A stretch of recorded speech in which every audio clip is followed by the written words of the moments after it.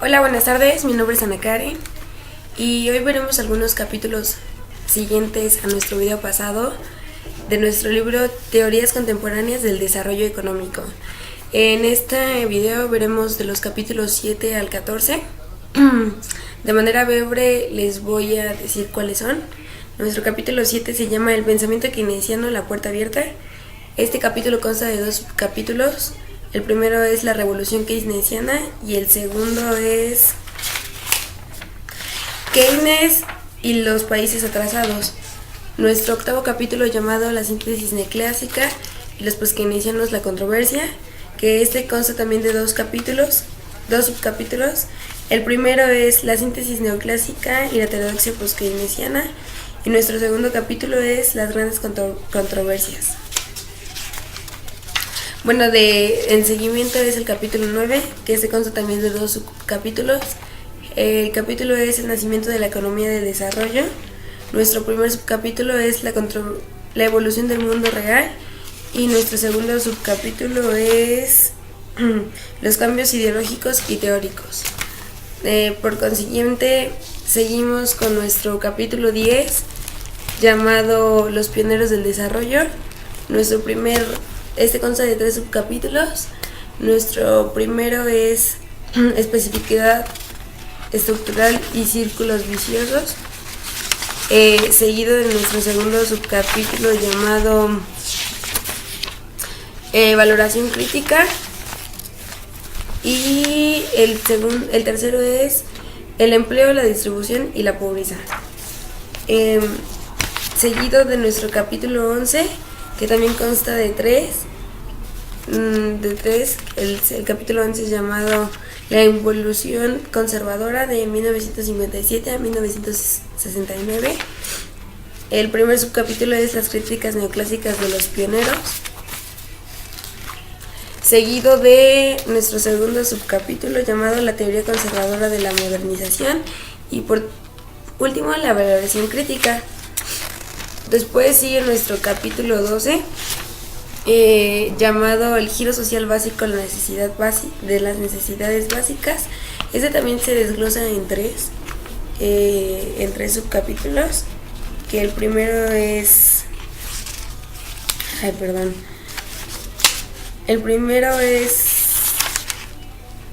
creo que ese es el primer capítulo.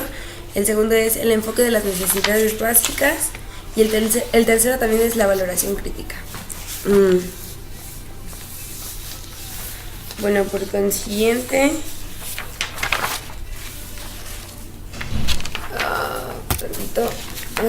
seguimos con nuestro capítulo 13, que es la contrarrevolución neoclásica de 1978 a 1990. Y este se divide en dos subcapítulos. El primero es el que ya les mencioné, y el segundo es las propuestas de liberación interna y externa. Y por último, nuestro último capítulo es el 14.1, el 14, que este se divide en un subtema, que sería el informe sobre el desarrollo mundial de 1991. ¿Ok? Comenzamos con el video. Bueno, empezamos con nuestro capítulo 7, llamado el pensamiento keynesiano, la puerta abierta. Bueno, empezamos con nuestro primer subcapítulo, que es la revolución keynesiana. Bueno, este nos habla que Keynes, nos dice que Keynes fue el economista más importante del siglo XX. Con este autor acabó el periodo de la hegemonía absoluta del pensamiento neoclásico en economía, también llamada la revolución keynesiana, ya que resurgió después de la Segunda Guerra Mundial, con la llamada síntesis neoclásica keynesiana. Después de todo eso, Keynes acaba con la idea de que una economía de mercado conduce automáticamente al pleno empleo. Él nos abrió la puerta a la necesidad de la política económica. O sea, esto quiere decir meramente que es la intervención del Estado para alcanzar una situación de pleno empleo. O sea, él nos decía que era necesario la intervención del Estado, pero no completamente al 100. Luego Keynes se puso la tesis neoclásica de que, o sea, se opuso a la tesis neoclásica de que el libre funcionamiento del mercado llevaba a la economía del equilibrio, puesto que las crisis son pasajeras. O sea, ¿quién nos quiere decir esto? Se opuso a la teoría neoclásica que del mercado que lleva la economía de equilibrio, porque las crisis son pasajeras, o sea, las crisis van y vienen.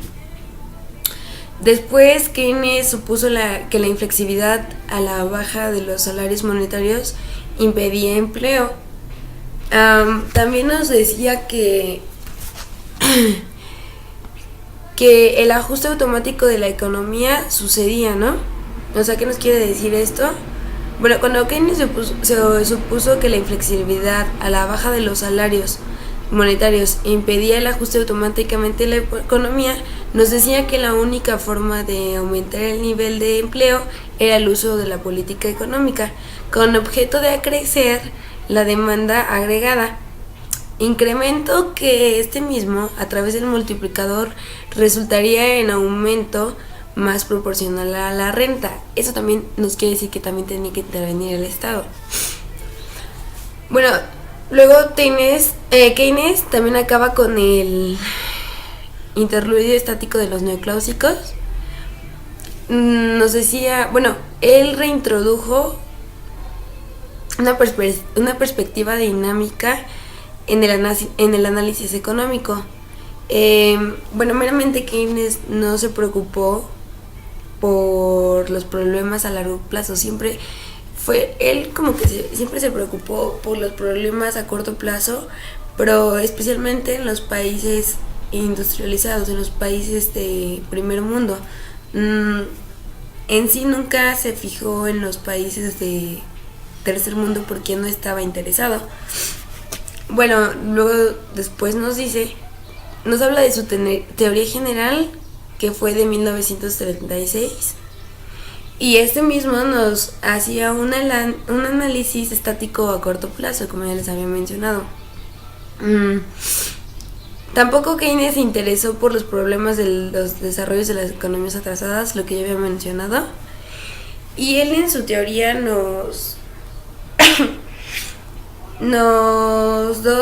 dio dos planteamientos muy importantes que venían incluidas en sus tesis. El primero es el análisis de los factores determinantes de la tasa de acumulación, que se situaban ya no en las decisiones de ahorro, sino en las decisiones de inversión. Nuestro segundo punto importante es el estudio de la relación entre crecimiento demográfico y expansión económica, puesto que Keynes temía a la vez al aumento demasiado rápido de la población. Bueno, en sí después nos decía que la contribución indirecta de Keynes al estudio del crecimiento económico a largo plazo fue mucho más importante que la directa, o sea, la de corto plazo. Por ejemplo, los principales instrumentos analíticos, que son las tasas naturales y garantizadas de crecimiento de la economía dinámica, nos decía de la teoría económica de Harrod expuestas en el mismo. Además, las nuevas economías agregadas estáticas de la teoría general sentó las bases de la extensión a largo plazo de la teoría de Keynes. O sea, estamos hablando ya ahorita de Harrod, en el modelo de Harrod, ¿ok? Este tenía una influencia muy grande de Keynes, que es en el nacimiento posterior de la economía del desarrollo, y este tenía varios aspectos que son muy destacables. Estos son 4. El primero es que Keynes rompió, en palabras de Hirschman, el hielo de la monoeconomía, al aceptar que las circunstancias alteran no solo las cosas, sino también las teorías económicas. Nuestro segundo punto importante es que Keynes insistió en la importancia de la gestión macroeconómica para acercar a la economía a su potencial, que son las políticas macroeconómicas que eran compatibles con esta. Las teorías macroeconómicas eran compatibles con el liberalismo. También nos habla que Keynes situó el problema económico principal de la infrautilización de recursos, lo que sin duda influyó en el modelo de Lewis. Y nuestro último cuarto punto nos dice que Keynes aceptó la protección comercial como un instrumento más para alcanzar el pleno empleo. Ya ahí se acaba nuestro primer capítulo. En conclusión, Keynes estaba interesado por las economías macroeconómicas a largo plazo y por los países meramente desarrollados económicamente. Después comenzamos con nuestro subcapítulo, el 7.2, que se llama Keynes y los países atrasados. Como ya les había comentado, Keynes no se interesó meramente por los países atrasados. Bueno, nunca se interesó directamente por los problemas del subdesarrollo.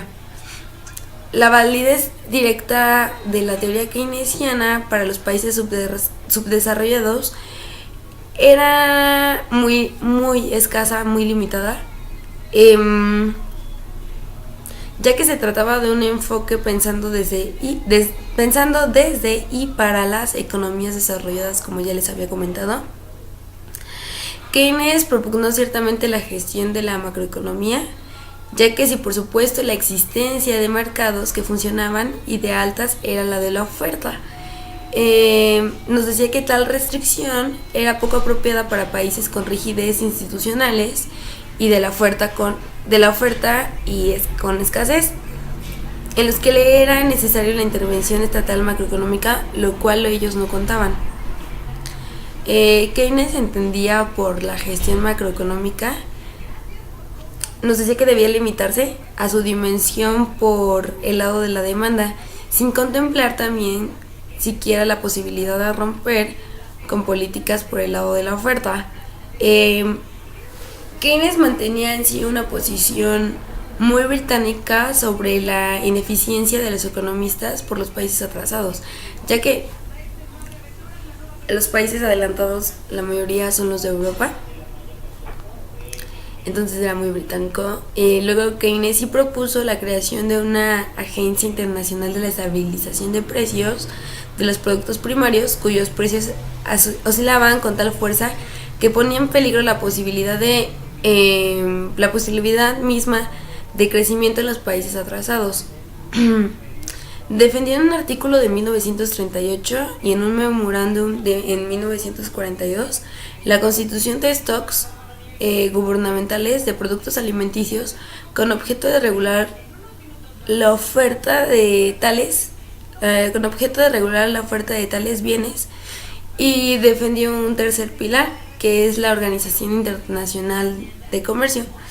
De este mismo, Keynes hizo dos aportaciones súper importantes, que la primera es el plenamente consciente de que la gestión de la demanda es efectiva en los países desarrollados para alcanzar el pleno empleo, y el segundo es el interés por la contabilidad nacional recogida de estadísticas agregadas. Y ahí se acaba nuestro séptimo capítulo. Comenzamos con el octavo capítulo, con título La síntesis neoclásica y los postkeynesianos y la controversia. Bueno, comenzamos con nuestro primero, es la síntesis neoclásica y la heterodoxia postkeynesiana. Este nos hablaba sobre la síntesis neoclásica. La síntesis neoclásica intentó de la economía convencional por hacer compatibles con la tradición neoclásica con el pensamiento de Keynes, al ser la ortodoxia dominante en la ciencia económica posterior a la Segunda Guerra Mundial. Para nuestro pensador economista Samuelson, la síntesis neoclásica keynesiana es la corriente que afirma que las políticas keynesianas de demanda pueden conducir a una situación de pleno empleo en la que tiene validez la teoría neoclásica. La microeconomía neoclásica nos dice que se ocupa de la determinación de los precios relativos, mientras que una macroeconomía keynesiana se ocupa por la función renovada mediante la formalización, que este mismo es el instrumento teórico para determinar la renta nacional, del empleo, el nivel de general de los precios y el saldo de la balanza comercial. Después nos habla de la CNK, que es una síntesis neoclásica keynesiana, que es una versión formalizada de la teoría keynesiana, por una parte por el modelo de ISLM. Este nos permite obtener unas curvas que determinan la configuración del equilibrio macroeconómico. El modelo ISLM permite una representación formal de la teoría macroeconómica. La SNK simplificó el pensamiento keynesiano, que considera que el caso típico keynesiano no es sino un caso especial, tal y la CPP afirmaba en los neoclásicos. Además considera que aunque los salarios monetarios son constantes, no hay rigidez a la baja de los salarios. Aunque la NK se apartaba de las grandes tradiciones neoclásicas en la recomendación de medidas de política económica, lo cierto es que claramente fue mucho más neoclásica que keynesiana. Solow, Swan, Tobin, Ara y Meade propusieron un modelo neoclásico de crecimiento basado. Tiene dos puntos muy importantes. El primer punto es: todo el ahorro se invierte, por lo que no hay función de inversión, es decir, las expectativas empresarias no desempeñan ningún papel. El segundo punto muy importante es: las expectativas de los empresarios no desempeñan función alguna, de manera que la tasa de crecimiento puede perfectamente ser estable. Y luego nos dice este mismo que la corriente post-keynesiana insiste en el carácter inherente, inestable de una economía de mercado, de manera que la función reguladora de las instituciones es esencial. Por tanto, la CPK nos decía, revitalizó la faceta antineoclásica de Keynes. Después nos habla de Hugh Robinson, que ella, en su obra The Accumulation of the Capital, planteó la necesidad de generalizar a largo plazo la teoría keynesiana del corto plazo. También nos dijo que nos decía que la inversión no solo contribuye al crecimiento a través del multiplicador. En esa obra, Robinson presentó una crítica radical a la SNK, considerando ciertos aspectos que les voy a mencionar. Dos son muy importantes. Nos dice que el crecimiento de la economía no depende de las preferencias de los agentes y del Estado, de la técnica de la productividad marginal de un agregado llamado capital, sino que es una función de la tasa de beneficios. También nos dice que no hay flexibilidad perfecta de precios y de la relación capital-producto. Capital-producto, ni tampoco sustituibilidad perfecta entre factores de precio y relación. Luego, en expresión, Robinson, la edad de oro, nos dice que fue una tasa de beneficio alta. Nos dice que una tasa de beneficio alta permite una acumulación que genera un crecimiento del empleo, al igual que la expansión de la fuerza de trabajo. Luego Caldor, otro pensador, insistió en la importancia de la distribución de la renta. Incluso marcó de pleno empleo como una variable fundamental del proceso económico. Hasta ahí se acaba nuestro 8.1 y empezamos con nuestro 8.2, que son las grandes controversias. Este es un subcapítulo muy breve. y nos dice que el debate sobre el capital fue una discusión sobre la pertenencia de la función neoclásica de producción y por tanto sobre la teoría de la distribución basada en las productividades marginales. Para el CPK, el capital no es un agregado mediable, sino es maleable y perfectamente sustituible por trabajo, como afirma la SNK. Por el contrario, la CPK nos dice que es imposible medir el capital independientemente del conocimiento de los precios y de la tasa de beneficios. La controversia sobre el retorno de las técnicas, que al igual que la anterior se saldó con la victoria de la CPK, o sea, la CPK ganó, que fue un debate sobre la afirmación post-keynesiana de que aumentó la relación de los salarios-beneficios que tienden normalmente a generar técnicas. La controversia más importante fue el debate sobre el crecimiento. Después nos habla sobre la alternativa post-keynesiana. Esta nos decía que la alternativa post-keynesiana al pesimismo del modelo de Harrod-Domar fue introducir el progreso técnico de los modelos de Goodwin, o más generalmente hacer variable endógena la propensión del ahorro, que podía cambiar en función de la distribución de la renta.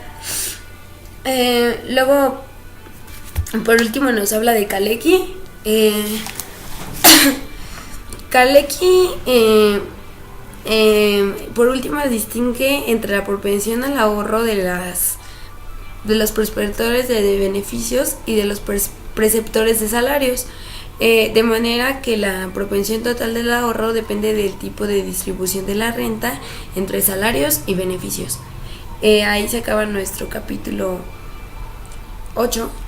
Comenzamos con nuestro capítulo 9, que se consta de 2 subcapítulos. Nos habla sobre el nacimiento de la economía del desarrollo. Nos dice que en los años 30 y 40 se produjo lo que Karl Polanyi denominó la gran transformación.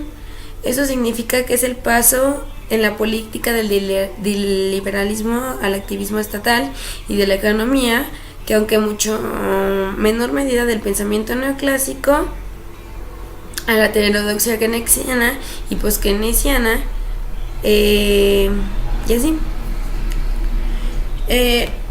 Bueno, en la obra La Gran Transformación,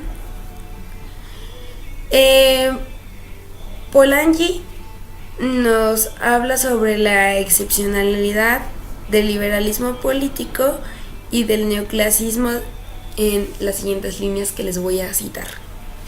Nos dice: todos los tipos de sociedad están limitados por los factores económicos. La civilización del siglo XIX solo era económica en un sentido diferente y distintivo, puesto que decidió basarse en un motivo escasamente aceptado como un válido en la historia de las sociedades humanas y con seguridad antes elevado a la categoría de justificación de la acción y del comportamiento de todos los días.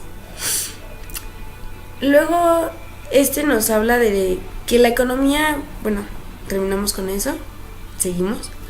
Nos dice que la economía del desarrollo se constituyó formalmente en los años 40.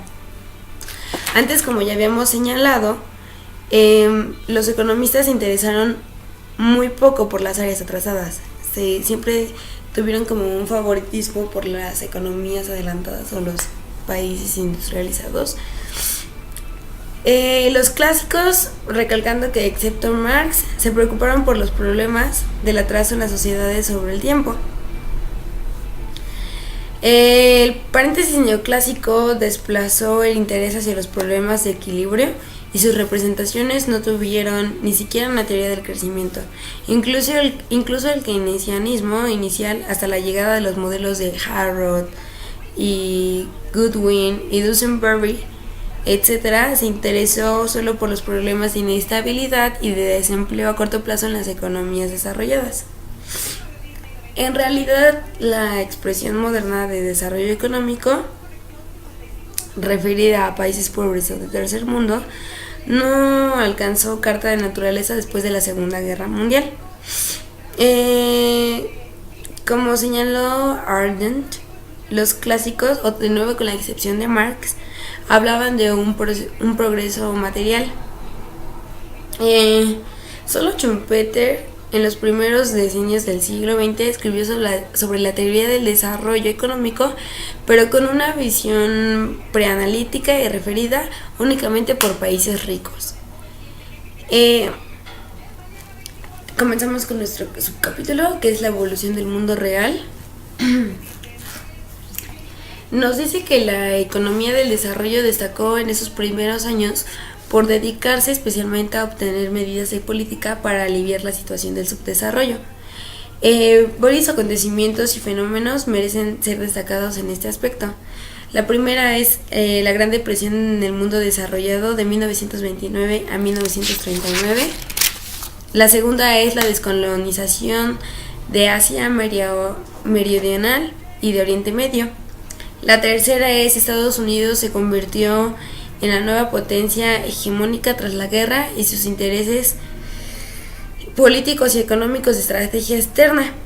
Y el cuarto es el éxito de la planificación indicativa durante los primeros años 40 en los países desarrollados que determinó. La otra es la buena marcha de los planes estadounidenses de la reconstrucción europea. Y por último, fue la preocupación de las Naciones Unidas por los problemas del desarrollo, a diferencia de su antecesora. Tenemos una más, que es la creación de organismos económicos internacionales, como el Fondo Monetario Internacional y el Banco Mundial. Eso es de manera muy breve. Después, se puede leer bien en nuestro libro, que viene de manera muy específica, y después nos da cambio de los cambios ideológicos y teóricos. El idealismo se manifestó, por ejemplo, en los siguientes eventos: las 4 libertades que el presidente estadounidense Roosevelt planteó, la Carta Atlántica firmada por Roosevelt y Churchill en agosto de este año, y el famoso punto 4 de la declaración del presidente Truman. En otro orden las cosas, el sentimiento igualarista que despertó la solidaridad de las trincheras en la guerra mundial, así como la toma de conciencia de los inconvenientes del hecho colonial en los países pobres. Además de la creciente influencia de datos y los progresos de la estadística, permitieron a los especialistas y a sus lectores darse cuenta de la enorme disparidad de las rentas a escala mundial. Los nuevos especialistas en desarrollo consideraban poco convincente tales obras, y la economía de desarrollo aprovechó el descrédito de presentes en que había caído la economía ortodoxa. Así es de manera muy breve. Después comenzamos con nuestro capítulo 10, llamado permítanme un momento, que es Los pioneros del desarrollo de 1945 y 1957. El primer subcapítulo es Especificidad estructural y viciosos, que nos habla sobre el rechazo de la macroeconomía. O sea, es la existencia de una única teoría económica válida por el análisis de cualquier tipo de situación real. Nos habla que el estudio de las economías subdesarrolladas exigía, en opinión de los pioneros, un instrumento distinto del creado por y para el análisis de las economías desarrolladas. Nos habla que la CEPAL destacó por primera que los países desarrollados se caracterizaban por la heterogeneidad. Esto es por la coexistencia de sectores con diferencias sustanciales de producto laboral. Y la segunda es la especialización, en el doble sentido que exportaban unos pocos productos primarios y de que la obtención de estos se efectuaba en enclaves. Tales rasgos peculiares eran además obstáculos formidables para el desarrollo. Existían algunos círculos viciosos y para romper tales, Rodin y Knuckse proponían las siguientes medidas. Eran dos, que la primera era aumentar el tamaño del mercado con objeto de incrementar la rentabilidad esperada y la inversión y el aprovechamiento de las economías de escala. Nuestro segundo punto era movilizar los recursos existentes para canalizarlos hacia el sector moderno y o generar más incentivos al ahorro mediante, por ejemplo, controles sobre la demanda del consumo. Después también nos habla del modelo de Lewis, que se basaba igualmente en el dualismo. El objetivo del desarrollo era, en su opinión, el de utilizar en el sector moderno a la mano de obra excedente en el sector tradicional. Luego también nos habla sobre la absorción de mano de obra, especialmente los sectores incentivos de trabajo, que era solo uno de los argumentos en favor de la industrialización, al que se sumaron muchos otros, como las ventajas inherentes adicionales a la industria, la crítica de la teoría neoclásica, entre otros. Algunas de las críticas recibió esa teoría fueron las siguientes. Recibió varias críticas, por ejemplo 3, que es la concentración de la capacidad inversora en solo unos pocos sectores industriales, que puede suponer sobreespecialización, lo que impedía la diversificación del tejido industrial, que puede hacerse los efectos arrastre. El segundo es que hay dificultades para identificar los sectores con mayores efectos de arrastrarse. Y el tercero es que la agricultura queda marginada en su teoría, muy escasos con efectos de arrastrarse. Otros factores que influyeron en la defensa por parte de los pioneros de proteccionismo selectivo y controlado fue que impedían el crecimiento económico en los países subdesarrollados. Estos desfases e inconvenientes no dejaban otra opción que el esfuerzo consciente. Además, para los partidarios del crecimiento proporcionado como para los del desproporcionado, aplicar de manera concentrada el capital dentro del sector industrial exigía la intervención estatal. Además, los pioneros, por último nos dice que además los pioneros habían visto que el laissez-faire colonial no había promovido el desarrollo en la periferia y que la independencia política no era sinónima a la independencia económica. Hasta ahí. Luego comenzamos con nuestro capítulo 11, que es la involución conservadora de 1957 a 1969. A ver, permítame tantito.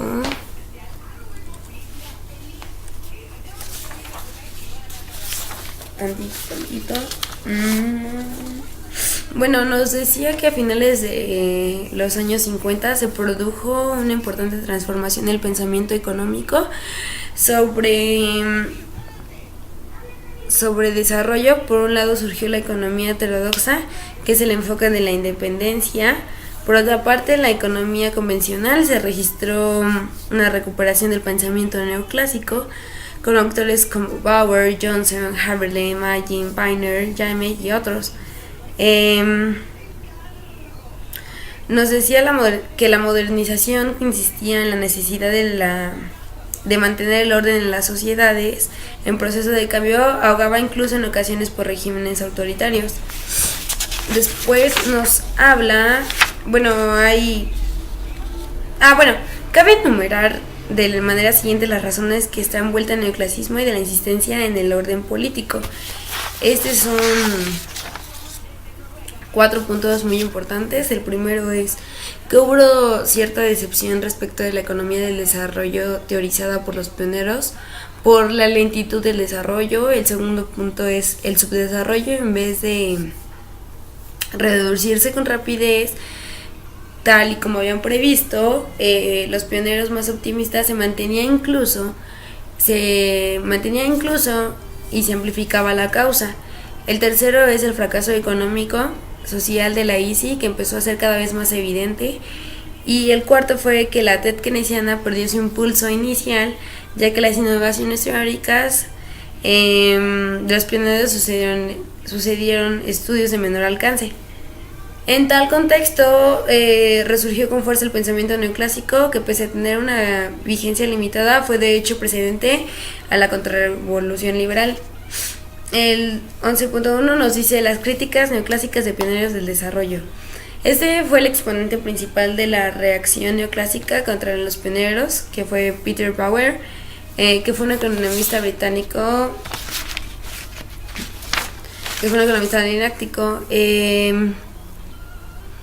Bueno, algunos economistas actuales, como Krugman, han achacado a esa época de alta teoría del desarrollo un apego excesivo a los razonamientos discursivos, un estilo no matemático. Por ejemplo, podría ser que desde la perspectiva de un economista moderno, el rasgo más sorprendente de los trabajadores de alta teoría del desarrollo en su apego a un estilo discursivo y no matemático, la economía desde luego se ha vuelto mucho más matemática con el paso del tiempo. No obstante, la economía del desarrollo era arcaica en su estilo, incluso en su propia época. De los 4 trabajos más famosos de la alta teoría del desarrollo, Rodin fue más o menos contemporáneo a la formulación de Paul, y así, ¿no? Ahí se acaba nuestro capítulo 11. Comenzamos con nuestro capítulo 12, que es el giro social hacia las necesidades básicas, de 1969 a 1978. De manera general nos habla que a mediados de los años 60 se inició una nueva fase en la historia del pensamiento económico sobre el desarrollo. En el año 1969 fue el inicio formal de una etapa de preocupación por los aspectos sociales del desarrollo.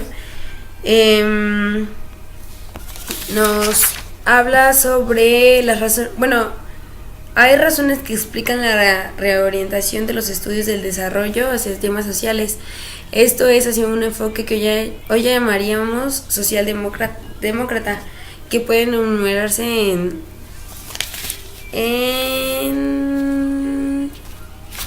5 puntos. El primero es el creciente rechazo en Occidente a la sociedad opulenta. El segundo es la crítica al crecimiento económico, que por sí solo había demostrado generar importantes costes sociales. El tercero fue la distribución de la renta, que era mucho más desigual a los países del tercer mundo.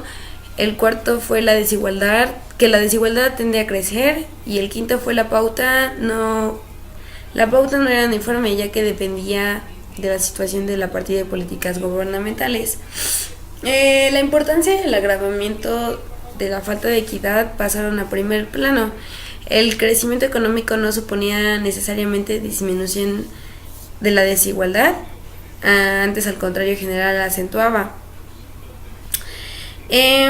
Después nos habla que en suma de que el crecimiento no generaba mayor equidad, aunque revertir la tendencia era posible.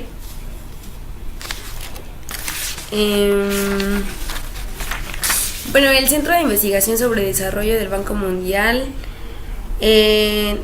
señaló que el crecimiento era una condición necesaria para erradicar la pobreza absoluta, pero que en general reforzaba las tendencias hacia una distribución de la renta más desigual, especialmente si se partía de una situación inicial de la carencia extrema de equidad. Había una tal estrategia restrictiva recibió numerosas críticas. En primer lugar, algunos autores destacaron su limitada incidencia. En segundo término, muchos especialistas señalaron que las medidas convencionales de distribución principalmente eran por la arbitrariedad en la identidad.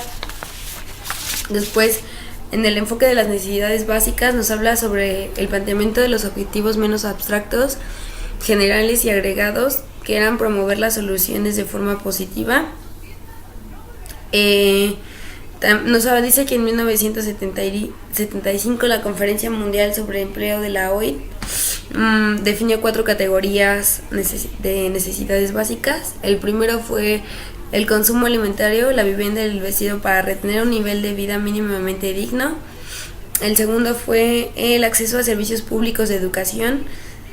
sanidad, etcétera. El tercero fue la posibilidad de tener un empleo adecuadamente remunerado. Y el cuarto fue la equidad. Por último nos habla sobre la valoración crítica, que en primer lugar eran objetivos propuestos que resultaban en ocasiones poco realistas. En segundo término fue que no resultaba claro cómo afectar la adopción de una estrategia de las necesidades básicas, el crecimiento y el cambio estructural. Después comenzamos con nuestro capítulo 13, que nos habla sobre la contrarrevolución neoclásica de 1978 a 1990. Nos dice que en los años 80 resurgió el vigor del pensamiento neoclásico entre los economistas del desarrollo. La controversia... permítanme tantito. La controversia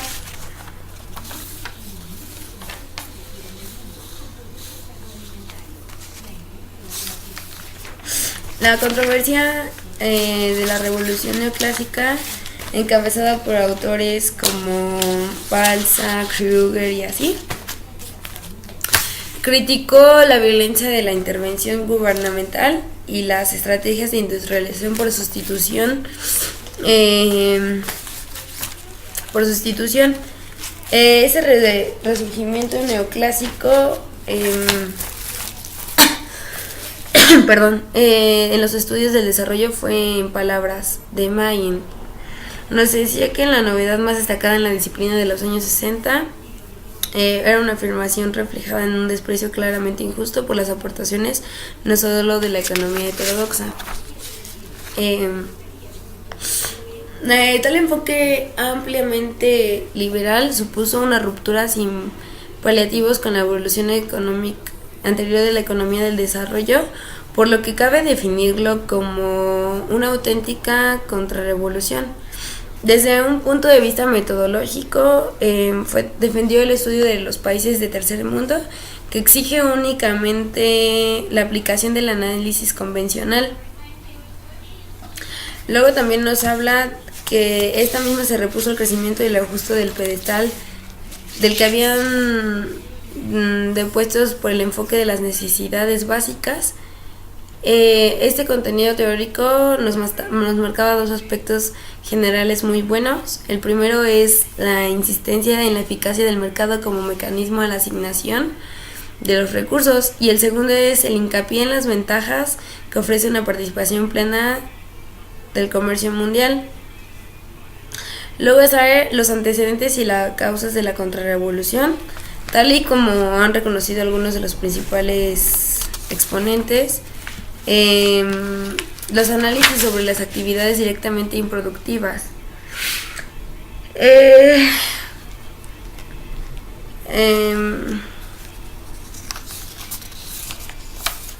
Nos habla sobre el aumento desmeruzado que puede presionar al alza de la inflación, que nos habla sobre reducir las importaciones, las oportunidades de inversión del sector privado.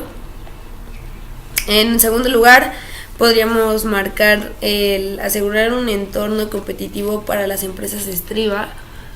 En tercer lugar, el Estado debe efectuar inversiones en capital humano. Y también nos dice que, en cuarto lugar, el Estado debe fomentar el desarrollo institucional, mejorando la eficacia de la administración pública y promoviendo las libertades políticas y civiles. Y por último, cerrando la valoración crítica de nuestro capítulo 14, nos dice que el nuevo enfoque del Banco Mundial debe ser contemplado con precaución. Aunque es evidente que el banco ya ha empezado a reconocer que la intervención del Estado tuvo algo que ver con el crecimiento de los dragones, recordemos que los dragones lo vimos en nuestro video pasado, y que tal intervención puede ser recomendable para otros países del tercer mundo, es más que dudoso que el enfoque favorable al mercado se sitúe en un justo punto medio. Hay razones para pensar que tal enfoque está más próximo al primero que al segundo, ya que lejos de suponer Un cambio de paradigma no es más que un refinamiento. Además, como se intentará proponer en manifiesto a continuación, dispone de una adecuada corroboración empírica en el caso de los dragones. Y ya, este fue nuestro breve resumen de nuestros 7 capítulos. Gracias y buenas tardes.